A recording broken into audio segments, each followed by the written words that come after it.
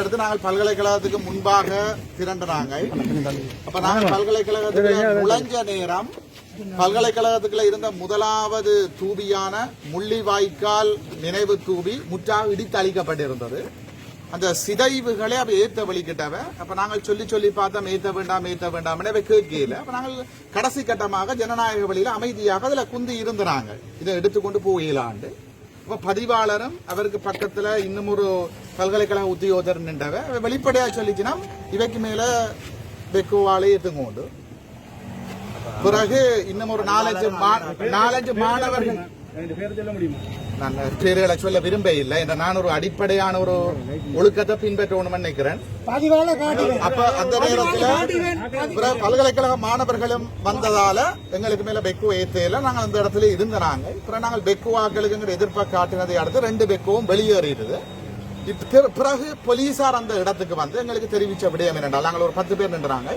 நான் அந்த இடத்திலிருந்து வெளியேறாட்டில் அந்த மாணவர்களுக்கு எதிராக பொய்யான வழக்குகளை தாக்கல் செய்து அவர்களை கைது செய்வோம் என்று சொன்னார்கள். அப்ப நான் கைது செய்யறதை பற்றி நான் பயப்பட இல்லை. ஏனென்றால் என்ன கைது செய்வதாக இருந்தால் அத்துமீறல் என்ற குற்றச்சாட்டு கீழே மட்டும்தான் கைது செய்ய முடியும். அது எப்படி எதிர்கொள்றதும் எனக்கு தெரியும், அது பிரச்சனை இல்லை. ஆனால் அந்த மாணவர்களுக்கு எதிராக பொய்யான வழக்குகளை தாக்கல் செய்வோம் என்று மிரட்டினார்கள். அப்ப அந்த நேரத்தில் மாணவர்களிடம் கேட்டேன் என்ன செய்வது என்று. மாணவர்கள் சொன்னார்கள், சார் நாங்கள் வெளியேறுவோம். அதற்கு அமைவாக நாங்கள் வெளியில வந்திருக்கிறோம். ஆனால் ஏற்கனவே இருந்த 2 JCP இயந்திரங்களும் ஏன் நின்றது என்றால் 2வது தூபியான இறந்த உயிர்களினுடைய நினைவாக அமைக்கப்பட்ட அந்த தூபியையும் அவை இடித்து அளிக்க வெளிக்கிட்டவ.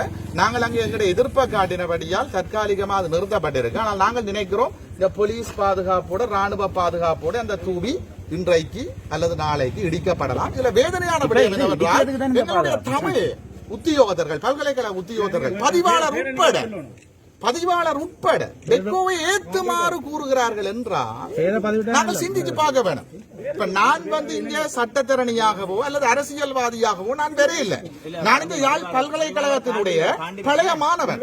இங்கே சட்ட மாணவர் சங்கத்தினுடைய முதலாவது தலைவராக இருந்தேன். சட்ட மாணவர் பழைய மாணவர் சங்கத்தினுடைய உறுப்பினராக இருக்கிறேன். அப்ப பல்கலைக்கழகத்தில் நடக்கிற ஒரு அராஜகத்தை தட்டி கேட்கிற அதிகாரமோ உரிமையோ ஒரு கடமையோ பழைய மாணவர்களாக எங்களுக்கு இல்லை என்று நிர்வாகமோ அல்லது எவருமே சொல்ல முடியாது.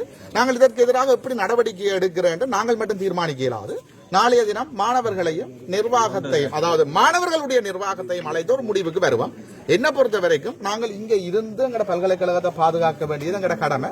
கொரோனா சுகாதார விதிமுறைகளுக்கு உட்பட்டு நாங்கள் பல்கலைக்கழக சொத்துக்களுக்கு கிஞ்சித்தும் சேதம் விளைவிக்காமல் நாங்கள் இருப்போம். உண்மையில் அங்க வந்திருந்த போலீசார் எங்களையும் மாணவர்களையும் படுமோசமாக அச்சுறுத்தினவர். அந்த விடயத்தை நாங்கள் பதிவு செய்ய விரும்புகிறோம்.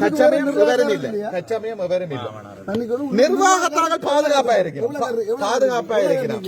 ஒரு 5-6 பேருக்கு மேல நிக்கிறோம்.